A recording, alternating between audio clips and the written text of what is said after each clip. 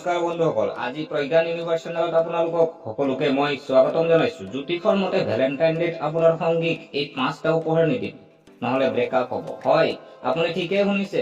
যদি আপুনি ভেলেণ্টাইন ডেত আপোনাৰ সংগীক উপহাৰ দিয়া কথা ভাবিছে, তেন্তে সাৱধান হওক। আচলতে শাস্ত্ৰত কিছুমান কথা উল্লেখ কৰা হৈছে, যিবোৰ উপহাৰ হিচাপে দিলে দাম্পত্য হালৰ মাজত বিভাজনৰ সৃষ্টি হ'ব পাৰে। প্ৰিয় দৰ্শক, কোনবোৰ বস্তু উপহাৰ হিচাপে দিব নালাগে জানো আহক। গতিকে পলম নকৰি আহক আমি ভিডিঅ'ৰ মাজলৈ সোমাই যাওঁ। বন্ধুসকল, প্ৰেম এক বেলেগ অনুভৱ, যিটো মনৰ পৰা নহয়, হৃদয়ৰ পৰাহে আহে।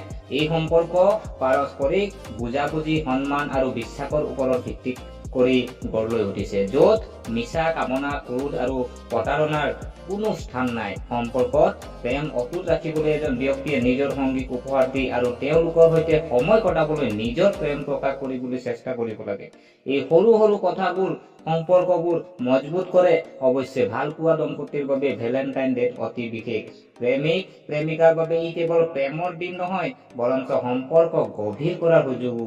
এই দিনটোক বিশেষ কৰি তুলিবলৈ কিছুমান গোটেই দিনটোত নিজৰ সংগীৰ সৈতে কটায়, আনহাতে কিছুমান বেষ্ট ফ্ৰেণ্ডকো উপহাৰ দিয়ে। প্ৰিয় দৰ্শক, প্ৰেমৰ দিনা অৰ্থাৎ ভেলেণ্টাইন ডেত আপোনাৰ সংগীক উপহাৰ দিবলৈ বজাৰত বহুতো আচৰিত বস্তু পাব।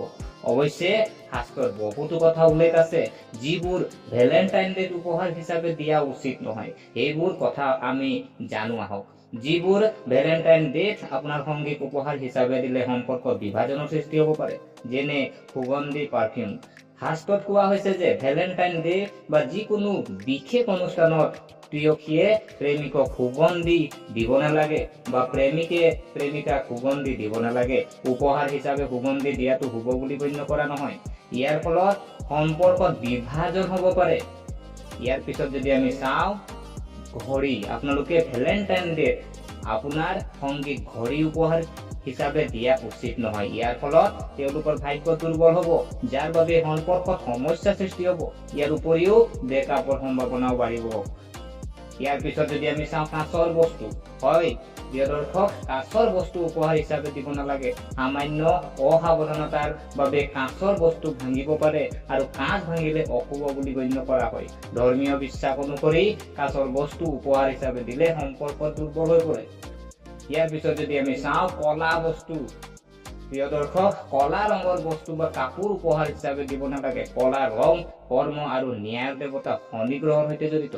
ভেলেণ্টাইন ডেত যদি আপুনি আপোনাৰ কলা ৰঙৰ বস্তু বা কাপোৰ দিয়ে, তেন্তে এই আপোনাৰ প্ৰেম জীৱনত নেতিবাচকতা কঢ়িয়াই আনিব আৰু প্ৰতিদিনে কাজিয়া হ'ব। ইয়াৰ পিছত যদি আমি চাওঁ, তাজমহল। প্ৰিয় দৰ্শক, তাজমহলক প্ৰেমৰ প্ৰতীক বুলি গণ্য কৰা হয়, কিন্তু কেতিয়াও প্ৰেমিকক উপহাৰ দিয়া উচিত নহয়। কাঁচৰ আবদ্ধ কৰি তাজমহল আপোনাৰ সংগীক উপহাৰ হিচাপে দিলে সম্পৰ্কত উত্তেজনা বৃদ্ধি পায়। ইয়াৰ উপৰিও তাজমহলক ঘৰত ৰখাটো অশুভ বুলি গণ্য কৰা হয়। ইয়াৰ ফলত পৰিয়ালত নেতিবাচক শক্তি বৃদ্ধি পায়, যাৰ ফলত পৰিয়ালৰ সদস্যৰ মাজত কাজিয়া হয়। প্ৰিয় দৰ্শক, গতিকে আশা কৰোঁ আপোনালোকে ভিডিঅ'টো চাই ভাল পালে। যদি এই ভিডিঅ'ই আপোনাক কিঞ্চিত মানুহ লাভান্বিত কৰিছে, তেনেহ'লে চেনেলটো ছাবস্ক্ৰাইব কৰাৰ লগতে লাইক কমেণ্ট কৰি উৎসাহিত কৰিব বুলি আশা ৰাখিলোঁ। পুনৰ লগ পোৱাৰ প্ৰতিশ্ৰুতিৰে আজিলৈ বিদায় মাগিলোঁ। ধন্যবাদ।